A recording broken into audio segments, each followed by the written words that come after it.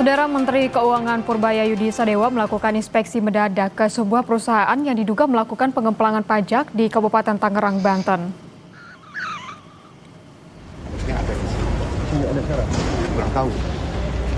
Dalam sidak, Purbaya mengungkapkan adanya dugaan praktik penjualan langsung secara cash base tanpa membayar pajak pertambahan nilai atau PPN.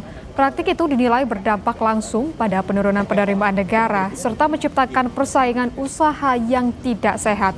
Purbaya menyebut potensi kerugian negara akibat praktik ini ditaksir mencapai 4 triliun rupiah per tahun. Itu kantor administrasi teman-teman.